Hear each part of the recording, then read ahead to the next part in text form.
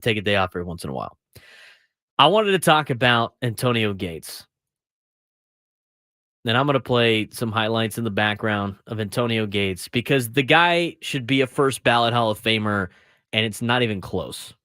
It's not even close. And you could talk about the limited PEDs or whatever, but if you just look at what he accomplished in his time as a San Diego Charger, I know he was up in LA for a year, but as a San Diego Charger, the guy was unbelievable. I mean, he was obviously part of my childhood growing up watching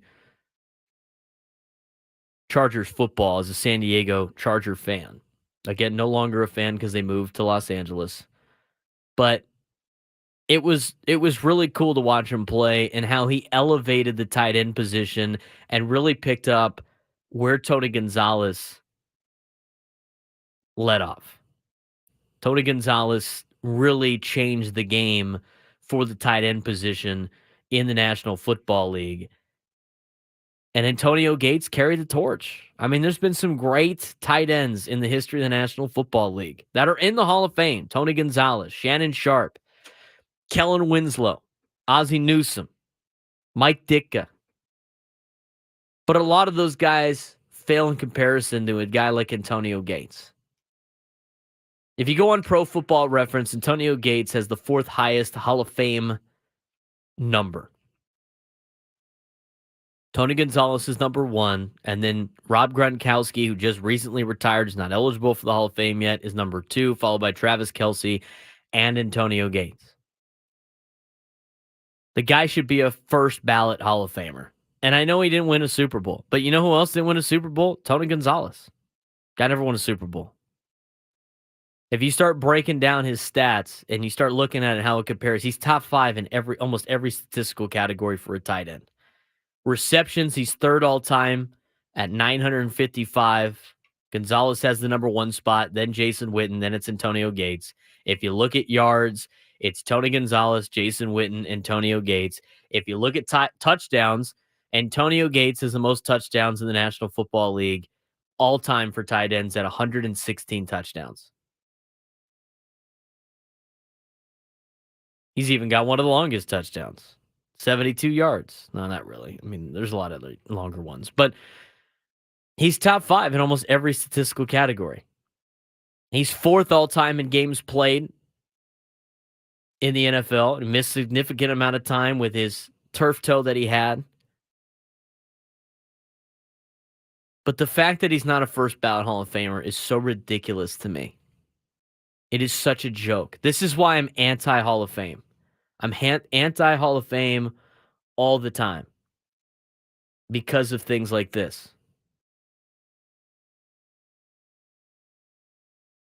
I'm showing ads right now, trying to fix that problem. You got the highlights. It is what it is. I'm not a big fan of the Hall of Fame because of some things that, some biases that are used in how to get into the Hall of Fame. Here's what Antonio Gates had to say about not being in the Hall of Fame on a first ballot. And again, he's probably going to be in the Hall of Fame, but the reasoning that some of these entities give, I think, is such crap. And again, this is why I don't like Hall of Fames. I don't care. I don't care about them. But Antonio Gates not being in the Hall of Fame on a first ballot is absurd. Absolutely absurd. I get the PED use, right? I get that he didn't win a championship. Tony Gonzalez never won a Super Bowl either. That is such a terrible argument, by the way. Well, he didn't win a Super Bowl. Well, you know how hard it is to win a Super Bowl? You know how much in football it's about like the team, not necessarily the individual player. It's the same thing with quarterbacks. Let's not talk about Dan Fouts being an all-time quarterback because he never won a Super Bowl. Same thing with Phillip Rivers. Well, guess what? There's more than just being a quarterback to a football team.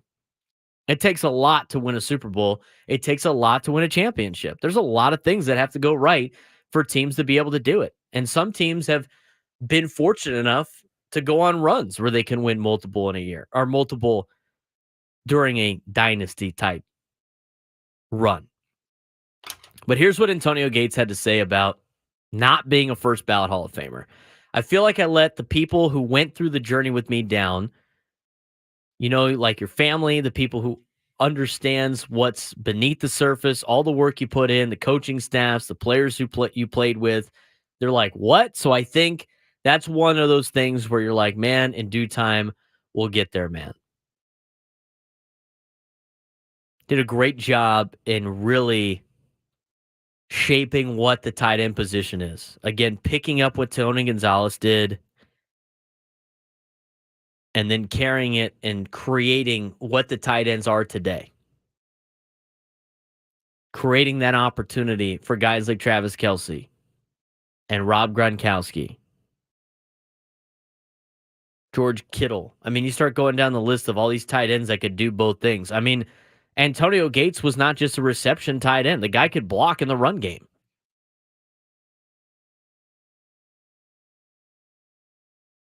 He has he's could do a lot of different things in the NFL. And again with Hall of Fames, if you can't tell the story of the position that he played, so tight end, if you cannot tell the story of a tight end in the National Football League without mentioning Antonio Gates' name, he's a Hall of Famer. And to just keep him out on the first ballot is utterly ridiculous. It makes no sense. Antonio Gates finished his career, played from 2003 to 2018. He was an 8-time Pro Bowler. He started for 12 of those seasons. He was a first-team All-Pro selection 3 times. Played in 236 games, started 190 of them, had 955 receptions for 11,841 yards with a all-time record of 116 touchdowns for a tight end. His longest was 72. He'll get in there. I know he'll get in. It's unfortunate that he's not a first ballot Hall of Famer, but it's really disheartening.